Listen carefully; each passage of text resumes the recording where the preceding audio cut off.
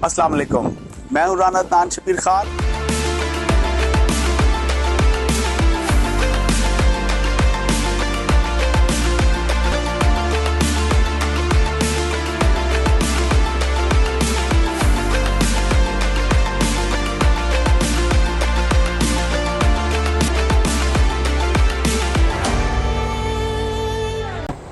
अस्सलाम वालेकुम, मैं हूं राना अदनान शबीर खान और आप देख रहे हैं नवाए फिक्र।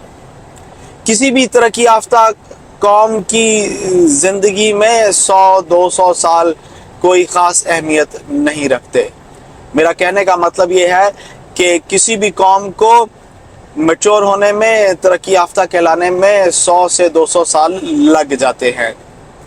मैं ज़्यादा पुरानी बात नहीं बता रहा। 1948 में ओक्लाहोमा यूनिवर्सिटी में एक स्याह फार्म तालिब इल्म, जो कि पहला स्याह फार्म तालिब इल्म था, जॉर्ज मैक्लारेन, उसको जब दाखिला मिला तो उसको क्लास में एक कोने में बाकी स्टूडेंट से अलहदा चेयर दी गई और वो कहता है कि मुझे मेरे क्लास फेलोज इस तरह देखते थे जैसे कि मैं एक जानवर हूँ और मेरे जो उस्ताद थे वो मेरे क्वेश्चंस को, मेरी क्यूरीज को आंसर भी नहीं करते थे।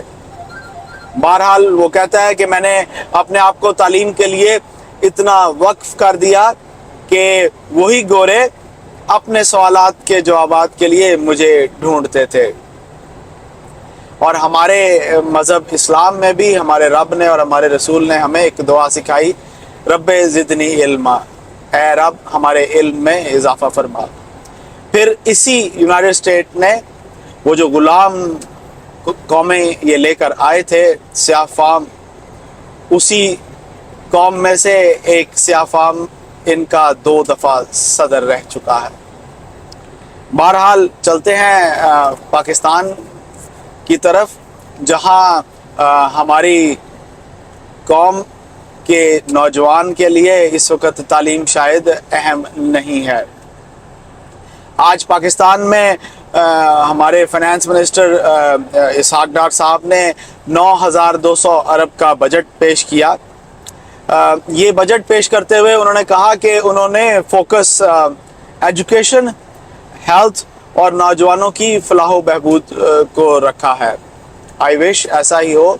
लेकिन चलते हैं अहमद के पास इस्लामाबाद में। इकोनॉमी उनका स्ट्रॉन्ग हैंड है और उनसे पूछते हैं कि ये बजट कैसा था। जी अहमद। जी अस्सलाम वालेकुम राना साहब। राना साहब, बजट आज पेश कर दिया गया।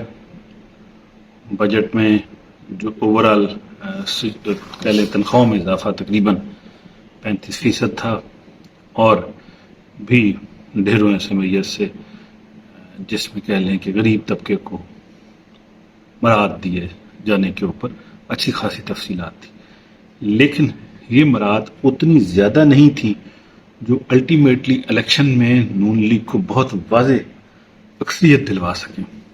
बरात थी, ज़रूर थी, लेकिन जितनी हम एक्सपेक्ट कर रहे थे कि ये मरात नून लीग को पलड़ा बहुत ज़्यादा भारी कर देंगी या कम अज़ कम नून लीग को इतनी फेवर ज़रूर दिलवा देंगी कि जो फेवर, जिस फेवर्स में कल आज़ाद कश्मीर का इलेक्शन हुआ ना राना साहब, तो उसमें मुश्ताक मनास हार गए। हमारे पुराने कोलीग भी थे, नून लीग के कैंडिडेट थे, फिर पार्टी के कैंडिडेट को 25,000 वोट में पड़े, उनको 20,000 वोट पड़े, 5,000 का फ़र्क था। एक और कैंडिडेट थे, उनके 4,500 वोट थे, एक और कैंडिडेट थे, उनके 6,000 वोट थे। तो तीनों के मिला लें तो फिर कहीं जाके वो पार्टी के मुकाबले में वोट उनके बनते थे। अब कहने का मकसद ये है कि पीपल्स पार्टी कहीं ना कहीं तो ज़रूर पॉपुलर है और नून लीग तो बहुत ज़्यादा पॉपुलर थी। तो अगर नून लीग जीत गई है कश्मीर में, नून लीग नहीं जीती कश्मीर में, पीपल्स पार्टी जीत गई है, तो ये बड़ी हैरानकुन बात है, नंबर 1। नंबर 2, नून लीग को जीतने के लिए ऐसा बजट चाहिए था जो वाज़े तौर पे बहुत ज़्यादा मराद दे गरीब और कम तबके को, जिसमें ख़ास तौर पे डॉलर की वापसी, तेल का बहुत ज़्यादा सस्ता होना और तनख्वाहों का अच्छा खासा इजाफा था। हमारा ये ख्याल था कि ये इजाफा जो है 50% नहीं तो 40% ज़रूर होना चाहिए, जो कि 35% है 1 से 16 ग्रेड के मुलाजमीन के लिए और 17 से 20-21 ग्रेड के मुलाजमीन जो हैं उनके लिए 30% है। मुनासिब सा है, बहुत आला नहीं है कि जिसके बाद लोग कहें कि वाकई मैंने वोट देंगे। वैसे पढ़े लिखे लोग होते हैं सरकारी मुलाजमीन, तो अपनी मर्जी से वोट देते हैं, لیکن اس کا امپیکٹ یہ آتا ہے کہ ایک دفعہ جب سرکار تنخواہ بڑھاتی ہے تو پرائیویٹ سیکٹر بھی اس کو دیکھا دیکھی تنخواہ بڑھا دیتا ہے. اب جب آپ کی انفلیشن ہی 35% پہ جا رہی ہے اور آپ نے تنخواہ ہی 35% پہ بڑھائی ہے تو اس کا مطلب ہے کہ لوگوں کی پرچیزنگ پاور مینٹین رہے گی, اضافہ نہیں ہوگا. جتنا افراط زر ہے, مہنگائی ہے, اتنی آپ نے تنخواہیں بڑھائی ہیں, تو بیلنس برابر رہے گا. بہت زیادہ ایکسٹراڈنری فائدہ نظر نہیں آنے والا اس بجٹ کے بعد. جی رانا صاحب. احمد, ہمیں ذرا اس بجٹ کی سیاسی اہمیت کو ذرا مزید ایکسپلین کریں, کیونکہ بات چیت تو بہت زیادہ ہو رہی ہے. کیا اس بجٹ سے پی ایم ایل این کو کوئی فائدہ ہوگا یا نہیں ہوگا؟ جیسے کہ وہ کہہ رہے ہیں کہ یہ ریاست بچائی ہے, سیاست نہیں بچائی. آپ اس کو پولیٹیکل پوائنٹ آف ویو سے کیسے وے کرتے ہیں؟ جی احمد. جی رانا صاحب, اگر بجٹ میں نون لیگ دودھ اور شہد کی نہریں کھول دیتی تو پھر شاید ووٹ بینک بھی ان کے لیے کھل جاتا. اس کے لیے ضروری تھا کہ وہ آئی ایم ایف کو چھوڑتے, اور آئی ایم ایف کے پیچھے امریکہ کھڑا ہے, اور نظر یہ آ رہا ہے کہ امریکہ جو ہے, ہم امریکہ کو چھوڑتے ہیں تو لگتا ہے جیسے کہ ہم بھاگ کے چین کی طرف جا رہے ہیں. چین تو ہمیں ویلکم کر لے گا, لیکن پھر ہم بالکل ہی ایک سائڈ کی پالیسی پہ چلے جائیں گے. تو آئی ایم ایف سے جان چھڑانا امریکہ سے جان چھڑانے کے مترادف ہے, اور امریکہ اور ویسٹ کی کوشش یہ ہے کہ پاکستان کبھی بھی پر اتنے نہ پھیلا سکے کہ یہ اڑ کے ہمارے ہاتھوں سے نکل جائے. اسی لیے انہوں نے پہلے عمران خان صاحب کو نکلوایا, اس کے بعد پھر انہوں نے عمران صاحب کو لانے کے لیے اپیلیں کیا شرائط طے کر دیں کہ اگر عمران خان کو الیکشن نہ لڑنے دیا گیا تو ہم جی ایس ٹی پلس اٹھا لیں گے, $2.5 بلین کا اس کا ٹیکسٹائل کا, ہمیں ٹیکسٹائل اور دوسری ایکسپورٹ کا فائدہ ہے. اسی طرح اور دوسری شرائط لگا دی کہ عمران خان کو یہ نہ کیا جائے. اب خان صاحب اور رانا صاحب آپ بہتر بتا سکتے ہیں کہ ووٹر صاحب والی پوزیشن میں آتے جا رہے ہیں, جو کہ بڑی ہی کارنر والی سچویشن ہے, اور تو قتل کے مقدمے ٹائپ ڈال کے ان کو اٹھانے والا کام تقریباً ہو چکا تھا. میں یہ عرض کروں, بہت ساری شاید کم لوگوں کو پتا ہوگا کہ راحیل شریف صاحب کے دور میں بھی جب ماڈل ٹاؤن کا واقعہ ہوا تھا, ایف آئی آر میں راحیل شریف صاحب وعدہ کر کے آئے تھے کہ ہم وہ قرار واقعی سزا دلوائیں گے, اور ان کے سامنے پلیٹ میں رکھ کے یہ پیش کیا گیا تھا کہ آپ مارشل لا لگائیں, نواز شریف اور شہباز شریف صاحب دونوں کو لٹکا دیں, تو ہم جو ہے وہ چیزیں آپ کے ہاتھ میں دے دیں گے.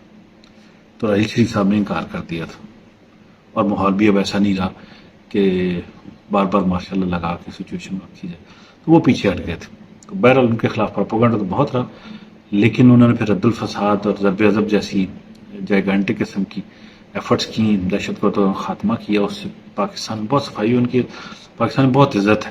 یوم شہداء پہ میرا خیال تھا کہ میں جا کے ان سے سلام لوں گا, تو ان کے ارد گرد اتنا رش تھا کہ میں وہاں پہنچ نہیں سکا. کیانی صاحب سائڈ پہ کھڑے تھے, پھر میں ان کے پاس چلا کے ان سے سلام دعا لی. تو کہنے کا مقصد یہ ہے کہ اللہ نے ان کو بڑی عزت دی تھی, راحیل شریف صاحب کو. تو اللہ سب کو عزت دے, اب پاکستان کے لیے بھی اچھا کرے. تو میں عرض یہ کر رہا تھا کہ یہ جو ساری سچویشن ہے, اس میں ہم امریکہ کا پلہ نہیں چھوڑ سکتے فوراً. اگر چھوڑیں گے تو ہم پھنستے ہیں. چین کے پلے میں ضرور ہیں, ہم ساتھ بھی ہیں, اور ڈیم بھی بڑی تیزی سے تعمیر ہو رہے ہیں. باقی چیزیں بھی ہم چاہتے ہیں کہ چائنا انویسٹمنٹ کرے, اور وہ کر بھی رہا. چین کے ساتھ ہم ضرور ہیں, لیکن امریکہ کو چھوڑنا تھوڑا سا اس وقت ارلی بھی ہے, مشکل بھی ہے. تو یہ صورتحال ہے رانا صاحب. جی احمد, آج جماعت اسلامی کی ایک پرانی درخواست تھی جو کہ پاناما پیپرز کو لے کر تھی, اس پر سپریم کورٹ میں ایک ہیئرنگ تھی. اس اوریجنل پاناما پیپرز میں تو 436 لوگوں کے نام تھے. جسٹس امین الدین خان صاحب نے آج کچھ الفاظ استعمال کیے, آج کوئی اسٹیٹمنٹ دی جو کہ بہت امپورٹنٹ ہے, اور اس کا اطلاق پاکستان کی آنے والی سیاست پر ہو سکتا ہے. چلتے ہیں احمد سے پوچھتے ہیں کہ ذرا ہمیں اس کی تفصیل سے بتائیں. جی احمد. رانا صاحب, آج جماعت اسلامی کی ایک پٹیشن تھی سپریم کورٹ میں, جس میں ریکویسٹ ان کی طرف سے یہ کی گئی تھی کہ پاناما کے جو 400 لوگ ہیں ان پہ تحقیقات کی جائیں. تو وہ اپلیکیشن تو ایکسیپٹ ہو گئی, لیکن جب اس پہ بحث شروع ہوئی تو جج صاحب نے پوچھا کہ آپ 6-7 سال بعد آ گئے ہیں یہ پٹیشن لے کے. اس وقت جب یہ معاملہ تھا تو آپ نے کیوں نہیں اٹھایا؟ Number 1. Number 2, state bank, NAB, F B R کے ہوتے ہوئے ہم کیوں اس معاملے میں پڑے؟ آپ کیوں چاہتے ہیں کہ اسٹیٹ بینک اس میں مداخلت کرے؟ تیسرا اور سب سے اہم پوائنٹ جو سپریم کورٹ نے بولا, جو ایک ایسی سمت کی طرف اشارہ کر رہا ہے جس پہ ہم اب آگے مزید بات کریں گے۔ انہوں نے یہ کہا کہ اگر کوئی باہر کمپنی کھول لے تو یہ کوئی جرم نہیں۔ یہ بات بڑی انڈیکیٹو ہے اور بہت زیادہ اس سمت کی طرف اشارہ کر رہی ہے کہ وہ جو بل پاس ہوا ہے جس میں سو موٹو کی پاورز واپس ہوئی ہیں اور ریویو آف اپیل آ رہا ہے، اس میں نواز شریف صاحب، جہانگیر ترین صاحب جو نااہل ہوئے ہیں وہ اپیل فائل کر سکیں گے۔ اور یہ چیز اشارہ کرتی ہے آج والی یہ کہ پاناما پیپر میں اگر کسی نے باہر کمپنی بنائی ہے تو جرم نہیں کیا۔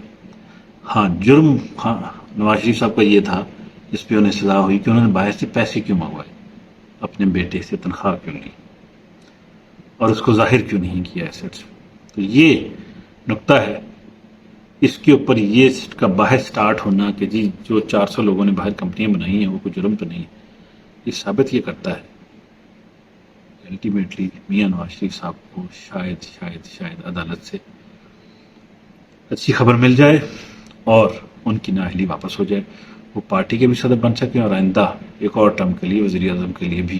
ہاں عمر تو ان کی بہت زیادہ ہے، اب درمیان میں بیمار ہوئی، آپریشن بھی ہوا، تو ان کے لیے شاید ہموار ہو جائیں کہ وہ واپس آ جائیں۔ اب وزیر اعظم وہی بنے گے نہیں بنے گے وہ بات کی بات ہے، لیکن ان کی نااہلی واپس ہونے کی راستے کھلتے جا رہے ہیں۔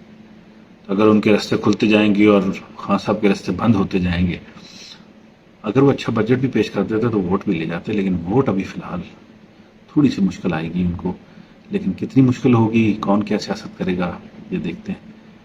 لیکن اس سب کے باوجود اگر ملک ترقی کر جائے تو سیاستدانوں کو اپنا پارٹی کی قربانی دینے میں دریغ نہیں کرنا چاہیے، ان کو ملک کی سوچنی چاہیے، اپنی ذات کی، اپنی پارٹی کی نہیں۔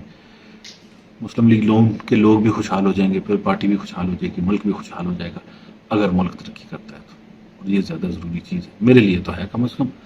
باقی سیاستدانوں کی اپنی سوچ ہے، ہر ایک کی اپنی سوچ ہے۔ جی رانا صاحب۔ خواتین و حضرات، اس بجٹ کے لیے اسحاق ڈار صاحب کے پاس کوئی خاص فزیکل سپیس نہیں تھی، اور اس کے اندر رہتے ہوئے وہ جو بھی پلے کر سکتے تھے انہوں نے پلے کرنے کی کوشش کی۔ بہرحال میں ایک پوائنٹ جو کہ پی ٹی آئی کے واٹس ایپ کے جو ٹائیگرز ہیں ان کو بتانا چاہتا ہوں کہ ڈیفنس کے لیے 1804 ارب مختص کیے گئے ہیں، جو کہ کل بجٹ کا 12.5% بنتا ہے۔ تو جو آج سے پہلے نون لیگ بھی یہی کہتی تھی، اور ہمارے یہ جو خاص طور پہ پی ٹی آئی والے کہتے ہیں کہ جی ملک کھا گئے 80% بجٹ یہ لوگ کھا گئے، اور فیک پوسٹیں بناتے ہیں کہ جناب لامز یونیورسٹی میں ایک پروفیسر نے کہا کہ دیر از نتھنگ ٹو ٹاک، 80% سے زیادہ بجٹ تو پاکستان آرمی لے گئی ہے، تو پیچھے بچا ہی کیا ہے بات کرنے کے لیے۔ تو ذرا یہ آپ لوگ جو ایک مس انفارمیشن اور لوگوں کو گمراہ کرتے ہیں فوج کے خلاف اور فوج کے خلاف نفرت پلاتے ہیں، تو یہ ایک آج کی تازہ ترین صورتحال، اور ہمیشہ یہ بٹوین 12 to 15% کے درمیان ویری کرتا ہے ہمیشہ سے۔ آج بجٹ کے دوران نہ تو ڈیسک بجے، نہ شور شرابہ ہوا، نہ کسی نے بجٹ کی کاپیاں پھاڑی، نہ کسی نے نعرے بازی کی، انتہائی پرسکون انداز میں بجٹ پیش کیا گیا۔ میری اللہ میاں سے دعا ہے کہ آنے والی حکومتوں میں بھی اپوزیشن کی موجودگی میں اسی طرح پرسکون انداز سے بجٹ پیش کیا جائے۔ تمام پولیٹیکل پارٹیز پاکستان کی معاشی صورتحال پر بیٹھ کر ایک مشترکہ لائحہ عمل طے کریں اور اس ملک کو ایک ڈائریکشن دیں، اور بیٹھ کر فیصلہ کریں کہ کسی کی بھی حکومت آئے گی تو ہماری معاشی پالیسی یہ ہوگی، اور حکومت کو اپوزیشن ہر طرح کی سپورٹ فراہم کرے گی۔ میری یہ دعا ہے۔ اور آپ کیونکہ پاکستان میں ہیں، اور پاکستان میں جب لوگ آپ سے ووٹ مانگنے آئیں تو آپ ہمارا یہ پوائنٹ اپنے ان MNAs MPAs کو بھی کنوے کریں۔ میں آپ سے اجازت چاہوں گا۔ اللہ آپ سب کو آسانیاں نصیب فرمائے اور آسانیاں تقسیم کرنا نصیب فرمائے۔ السلام علیکم۔